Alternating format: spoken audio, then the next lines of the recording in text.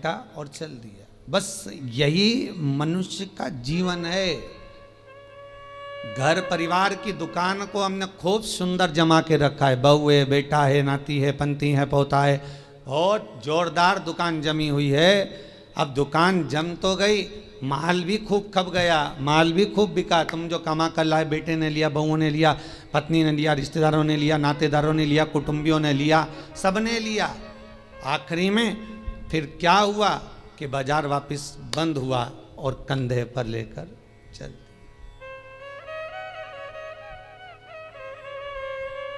फिर निवेदन करूंगा, तुम दुकान पर बैठकर व्यापार में, व्यवसाय में, नौकरी में, तुम दुकान में जितना बैठकर कमा रहे हो उसका भोग तुम्हारी पत्नी, तुम्हारे बच्चे, बहुएं, पोता पोती, रिश्तेदार, कुटुंबी सब भोगेंगे। पर तुमने जिस तरह से कमाया है उसका भोग तुम्हें अकेले ही भोगना पड़ेगा, कोई दूसरा नहीं भोगेगा।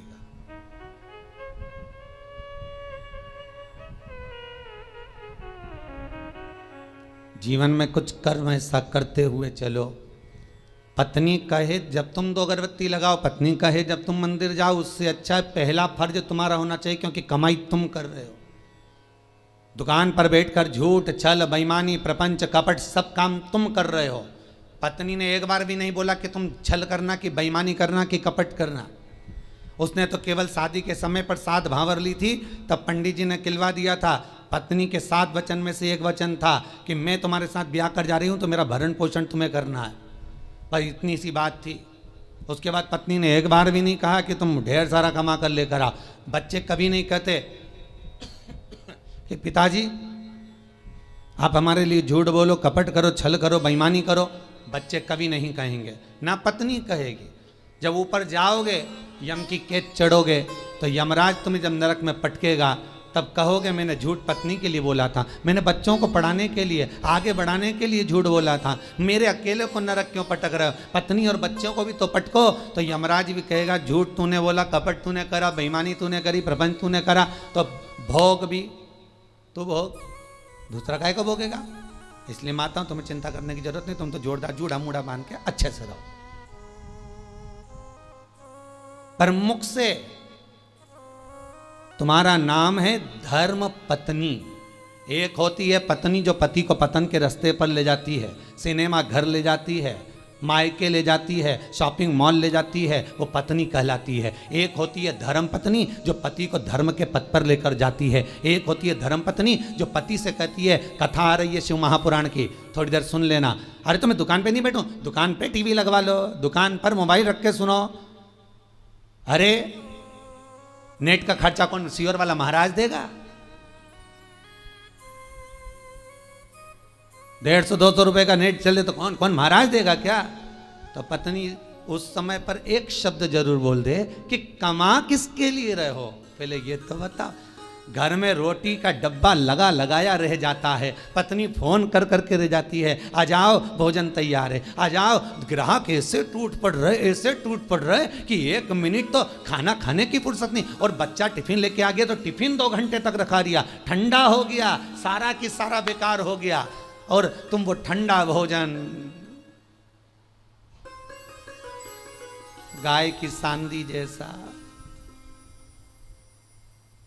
बस खा रहे। ऊपर से दुकानदार फिर ग्राहक बोल रहे सेठ जी के मुंह में रोटी, सेठ फिर निकाला। किसके लिए कमाया भाई?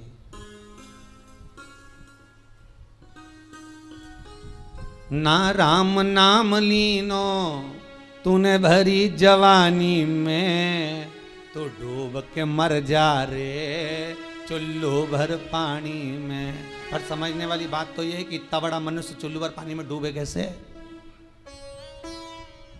इतना बड़ा मानव चुल्लू भर पानी में डूब के मरेगा तो मरेगा कैसे? ये सोचने वाली बात है। तो उसमें भी शास्त्र में वर्णन किया, जो मनुष्य भगवान का भजन नहीं करता, जो मनुष्य भगवत स्मरण नहीं करता, जो मनुष्य भगवत कीर्तन नहीं करता, जो मनुष्य कभी स्मरण नहीं करता, वो कीड़े की तरह जन्म लेता है और कीड़ा चुल्लू भर पानी में डूबकर मर सकता। धर्म पत्नी का फर्ज है पति अगर कमा कर तुम्हें ला कर देता है तो तुम्हें चाहिए कि पति से कहो चलो दान करिए, चलो पुण्य करिए, चलो कथा सुनिए, संकीर्तन करिए। ये धर्म पत्नी का फर्ज है।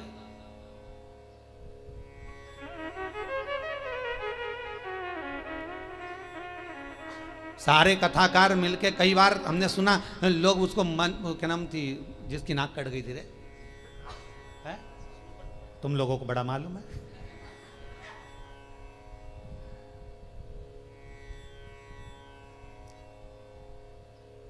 मतलब इतनी फेमस है वो, है? तुम्हें भी मालूम था? कड़ेल जी मालूम था? हाँ, बड़ी फेमस है वो भाई। होना भी चाहिए उसको फेमस, क्यों नहीं होना चाहिए? उसके बराबर दुनिया में कोई भक्त नहीं होगा भगवान का उसके जैसा।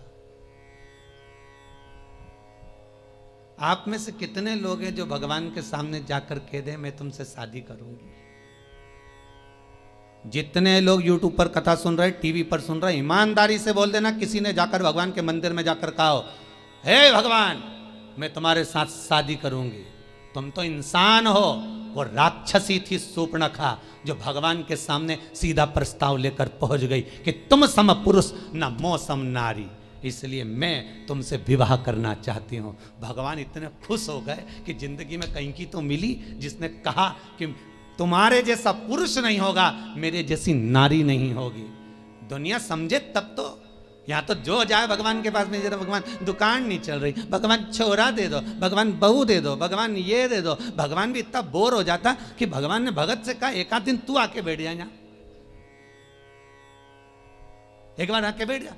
होता है एक भगत भगवान के पास पहुंच गया, भगवान सबसे ज्यादा अच्छी जिंदगी तो तुम्हारी है। भगवान ने कहा हमारी काहे की जिंदगी अच्छी, और क्या, बढ़िया चांदी की थाली में पकवान आ रहे, लोग पंखा झेल रहे, एसी का रूम तुम्हारा, सारे मंदिरों देखे क्या ठाट के बने हुए हैं, मार्बल का फर्श, मखमल के गादी तकिया, क्या जोरदार जोरदार सारा ठाट, ऊपर चांदी का छतर लगा, हीरे के जेवरात पहने। भगवान सबसे ज्यादा सुखी तो तुम हो। भगवान ने कहा अगर ऐसा सुख है तो एक काम कर, 24 घंटे के लिए तू हमारी जगह खड़े हो जा, चल आजा।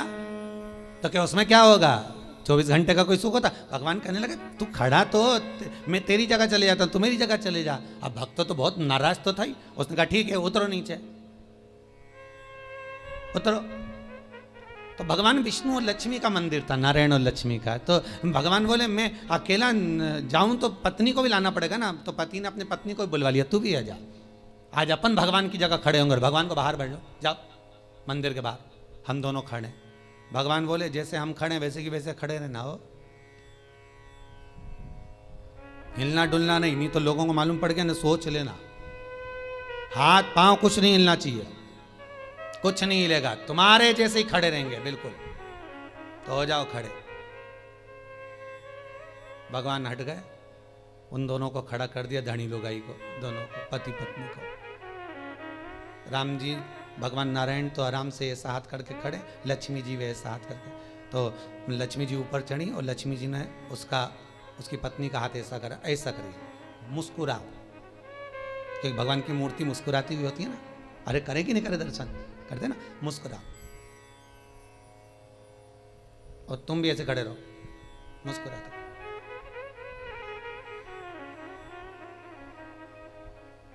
इतना छोटा सा तो काम, एसी का भी तो रूम है, अरे खाने को भी तो चांदी की थाली में सब मिलेगा।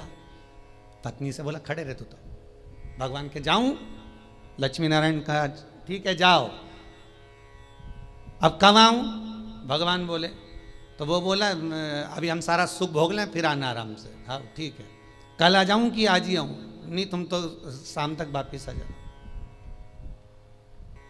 हम भगवान वहां तक गए तो इन्होंने मुंह फिर उतार लिया। लक्ष्मी जी बोली मुस्कुराओ, फिर मुस्कुराओ। अब सब भगत दर्शन के लिए आने लगे भगवान के। ये दोनों मूर्ति ऐसे खड़े, कोई के मेरी बहू ऐसी, कोई के मेरा बेटा ऐसा, कोई के धंधा पानी नहीं चले, नीचे से चीटा चढ़ गया।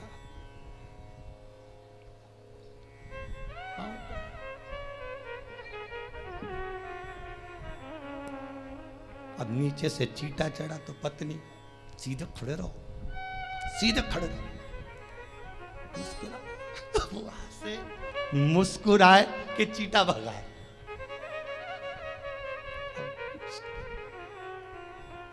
जहां लक्ष्मी जी खड़ी थी वही हाथ लेके मच्छर काटे जा रहा। पति बोले अभी तो मेरे से कह रही थी, अब मुस्कुरा, मच्छर खा रहा, मुस्कुरा।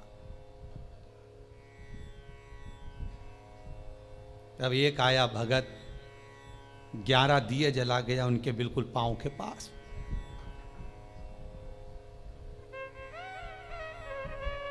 पत्नी बोली आग लगा के मानेगा। पति बोला मुस्कुरा, मुस्कुरा। अरे धोती जल जाएगी, मुस्कुरा, मुस्कुरा। ऐसे खड़े रहो, हिलना नहीं है, बिल्कुल मुस्कुराइए। तब एक आई बेचारी नैनों से नीर बहाती हुई, भगवान बहुत दुखी हो गई। इतने में जो पास में खड़ी थी पत्नी, हमारे से पूछ ले हम कितने दुखी हैं। पति बोला तू चुप रह, मुस्कुरा, बस मुस्कुरा। चांदी की थाली में भोजन लग के आया।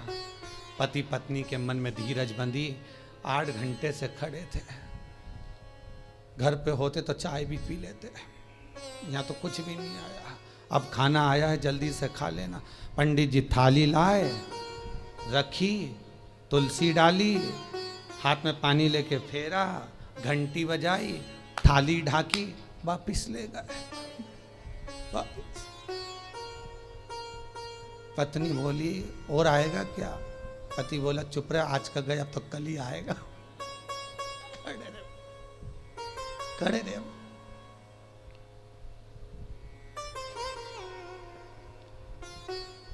शाम के समय भगवान नारायण और लक्ष्मी आ गए। क्यों भैया, सुख में तो हो क्या? आग लगे बस सुख का नाथ, तुम तो तुम्हारी जगह खड़े हो जाओ, हम तो हमारे अच्छे, तुम वहीं आ जाओ वापिस।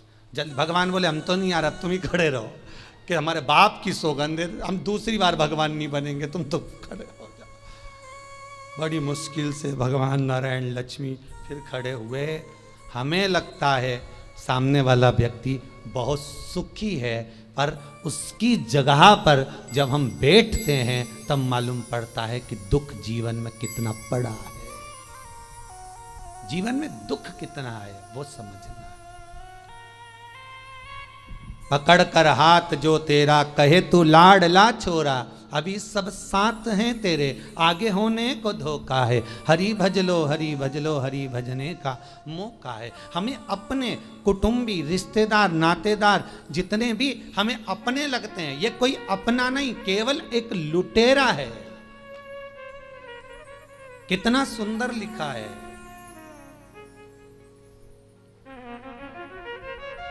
अगर आप लोग कभी गया जी गए होगे पिंडदान करने के लिए, तो गया जी में, गया जी के रेलवे स्टेशन पर एक बड़ा बोर्ड लगा हुआ है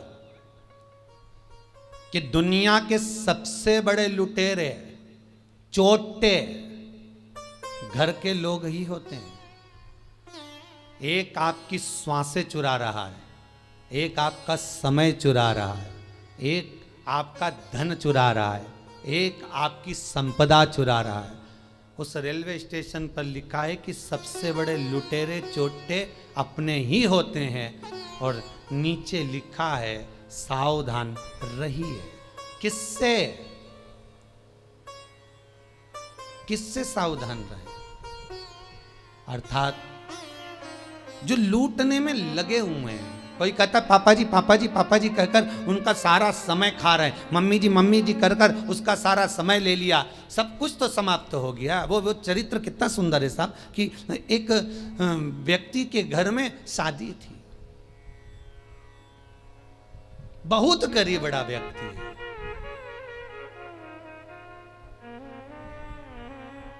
इतना गरीब व्यक्ति, इतना गरीब, और उसके घर में बेटी का ब्याह, धन कुछ नहीं। लड़के वालों से कह दिया सा मैं बहुत गरीब बड़ा हूं, मेरे यहां कुछ भी नहीं है, तो कि बारात आएगी तो उसको कुछ तो दे सकते हो, हमें रकम मत दो, दहेज मत दो, पर कोई आएगा तो उसको कुछ तो दोगे ना खाने को। तो क्या साहब मेरे पास में केवल थोड़ी सी शक्कर ले आऊँगा, नुक्ति बनवा दूंगा, खोपरा पाक बनवा दूंगा, खिला दूंगा। बहुत गरीब हूँ मैं। बेचारा गया मांग धोंग के, लोगों के हाथ जोड़कर, पांव पड़कर, निवेदन कर कर सेठ जी के यहाँ से एक शक्कर की बोरी उठा कर लाया। घर में लाकर पत्नी से कहा, ये शक्कर की बोरी रखी है, बेटी की शादी के लिए रखी है, हाथ ना लगाना। कोने में रख दिया है। हलवाई से बात कर कर आया हूँ। हलवाई कह रहा था मैं आ जाऊँगा, बना दूंगा। अपने पास घी नहीं है, पर हलवाई बहुत अच्छा था, वो कह रहा था मैं ले आऊँगा, तुम बहुत गरीब पड़े हो। शक्कर की बोरी रखी है, ध्यान रखना। शादी की तैयारी में लग गए सब। 2 दिन बाद बारात आना है।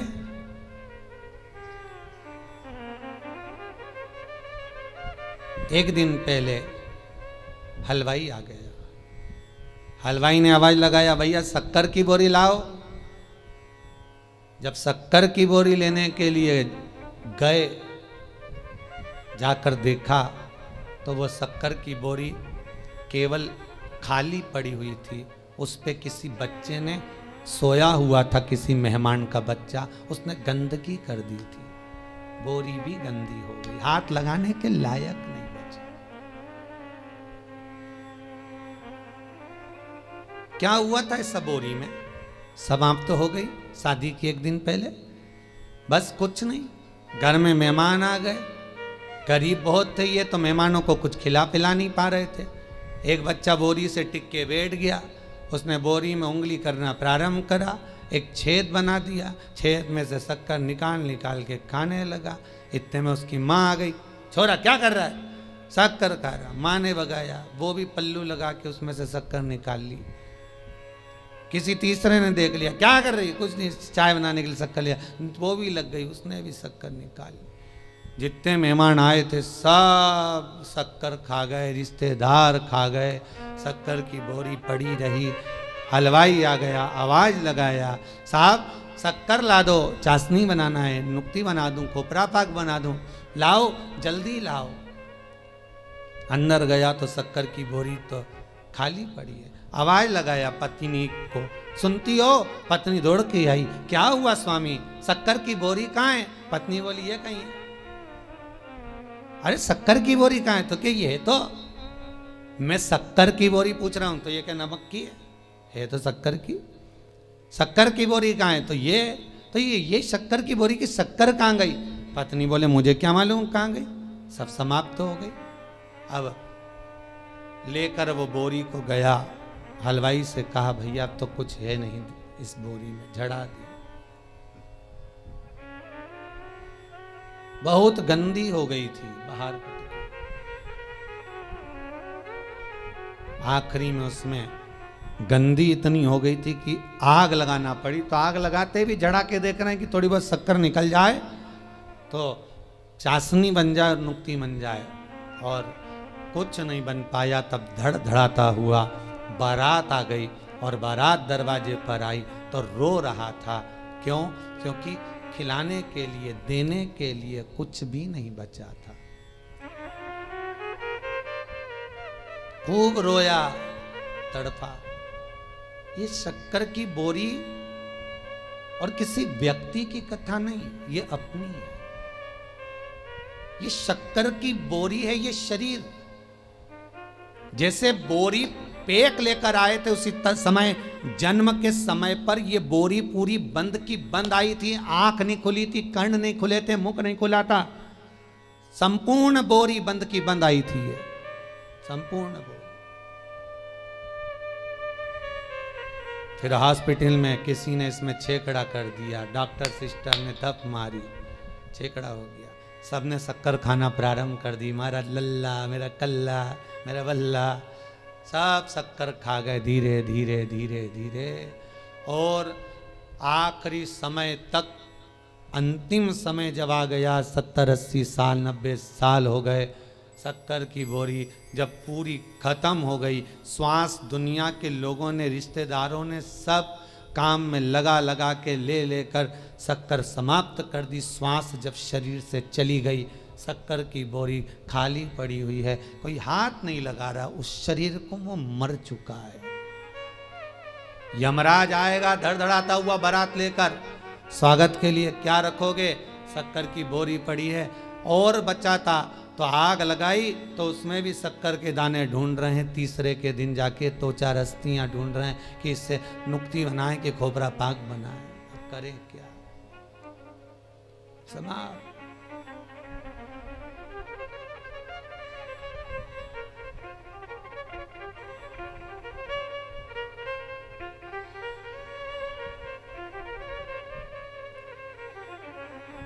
दुनिया के लोगों की एकता अगर देखना है, परिवार के लोगों की एकता अगर देखना है, मोहल्ले और संसार के लोगों की एकता अगर देखना है, तो दो जगह पर देखी जा सकती है। एक, जो व्यक्ति आगे बढ़ रहा है उसको गिराने में, और दूसरा मुर्दे को उठाने में। ये दुनिया के लोगों की एकता, ये दो जगह पर देख सकते हो।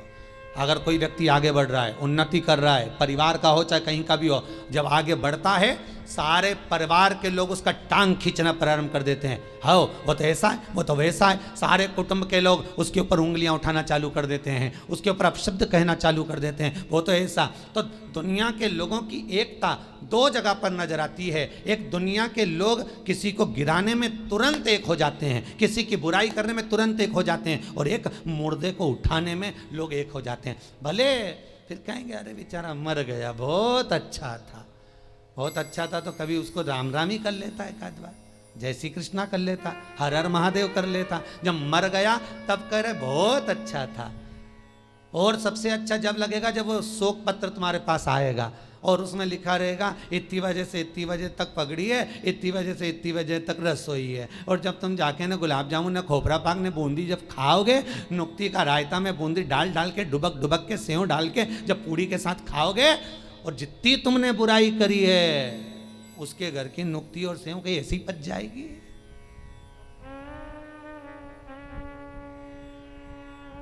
ऐसे ही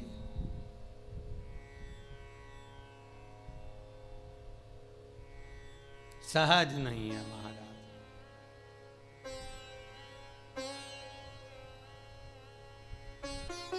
मानव जो है जीवन व्यर्थ है। जितना भजन कर सकते हो, जितना स्मरण कर सकते हो, जितना मंत्र जाप कर सकते हो, जितना नाम जाप कर सकते हो, वो आपका है। वो टल नहीं सकता, वो व्यर्थ नहीं जाएगा।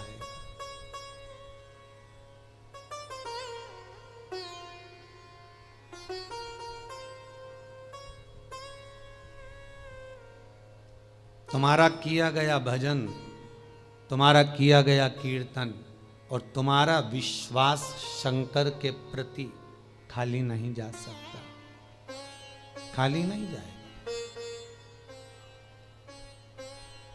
विश्वास अगर पूर्ण है तो भगवान मिल जाएगा।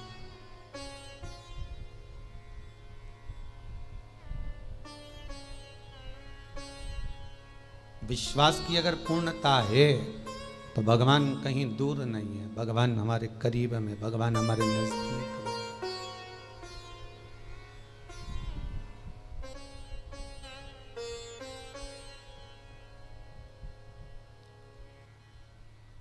कल गौशाला में हम शाम के समय पर थे, कथा के बाद आप लोग यहाँ कीर्तन कर रहे थे।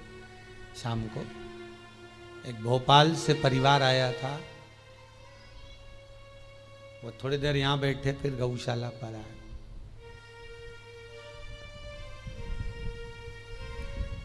हमने कहा वहां जाकर बैठो हॉल में, दर्शन करो, कीर्तन चल रहे हैं, भाभी जी की भजन गा रही थी, कल हम सुन रहे थे वहां पर। तो हमें तो केवल दर्शन करना था, इसलिए यहाँ पर आए हैं, आपसे दो शब्द मिलना है। मैंने बोलो, हम यहाँ मिलते करते थोड़ा सा कम ही है, अभी कोरोना महामारी के कारण बहुत दूर किसी से नहीं। बोलिए क्या बात है, इतनी रात को आप आए? दिन में आते तो पूरा गौशाला देखते, वृद्धाश्रम देखते जो बन रहा है, कुबेर भंडारी का मंदिर देखते। कहा गुरुजी कौन सा काम होता है जो क्रूज मुरूज जब बिकते हैं उसका वो जो सामान बेचते हैं, मटेरियल वगैरह जो भी हो, री मटेरियल बेचने का, उस व्यक्ति ने कोई क्रूज मुरूज का री मटेरियल बेचते हैं, कुछ बेकार भंगार जो भी होता होगा, उसको बेचने में उसके 28 लाख रुपए उलझ गए थे। तो वो केवल ये बताने के लिए आया था कि 2 उपाय कर लिए, वो 28 लाख रुपए जो 12 साल से उलझे थे वो आ गए, बस ये बताने के लिए आया। हमने कहा आ गए तो शंकर जी को धन्यवाद दो, भोजन करो, जाओ, यहाँ तो भोजन चालू है, खाओ जाओ। आज आते आते हमारे आगर वाले भी, क्या नाम बताया, मेठी जी है, उनके चेहरे पे आज बहुत खुशी दिख रही है मेठी जी, और होना भी चाहिए। एक बार खड़े होके बताएंगे आप, थोड़ा सा दिखाइएगा मेठी जी, आज क्या खुशी मिली है आपको? माइक देना जरा उनको। आज उनको बड़ी खुशी मिली है, यहाँ आकर पांव रखकर आप आए, तो आपको क्या खुशी है कुबेर भंडारी के मंदिर से मिल गई है ऐसी?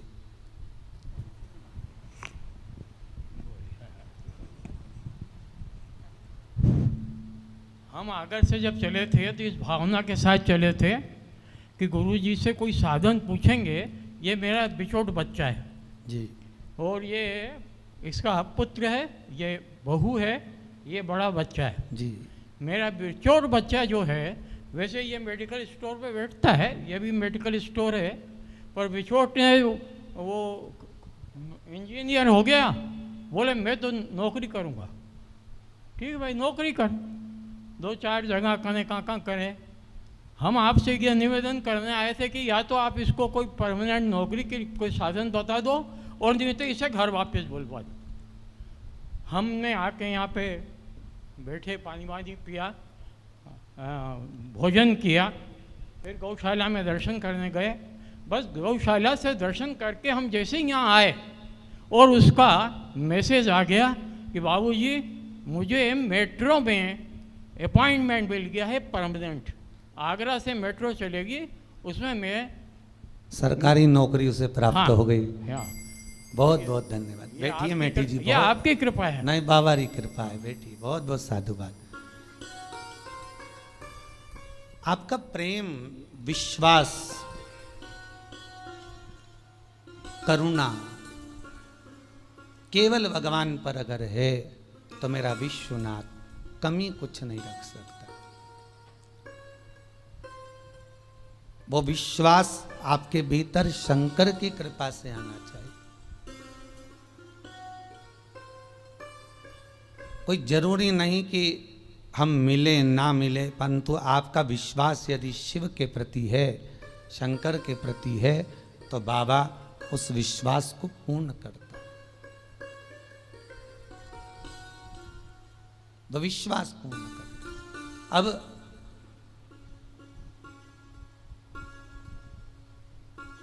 हीरा तो सबके भीतर समाया हुआ है, वो भगवत नाम का हीरा, वो सबके भीतर है।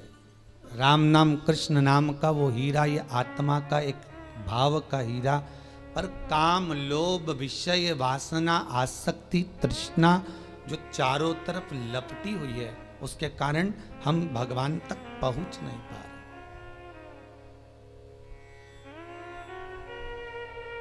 ठंड के दिनों में रेलवे स्टेशन पर जाकर खड़े होंगे तो मालूम पड़ेगा ये एक्सप्रेस इतने घंटे लेट चल रही है। पूछा जाए क्यों, तो कहा धुंध बहुत है, कोहरा छाया हुआ है, इसलिए ये धुंध के कारण, कोहरे के कारण बहुत लेट चल रही है। ट्रेन के सामने धुंध पड़ी है, इसलिए ट्रेन भी लेट हो जाती है। मन के सामने अहंकार की, लोभ की, विषय वासना, काम की धुंध चढ़ी है, इसलिए यह मन मेरे शंकर तक नहीं पहुंच पाता। इस मन को शंकर तक पहुंचाने के लिए अहंकार, काम, लोभ, विषय, वासना, आसक्ति, तृष्णा की धुंध को हटाना होगा। जब ये धुंध हट जाएगी, भगवान मिल जाए, वो प्राप्त हो जाए।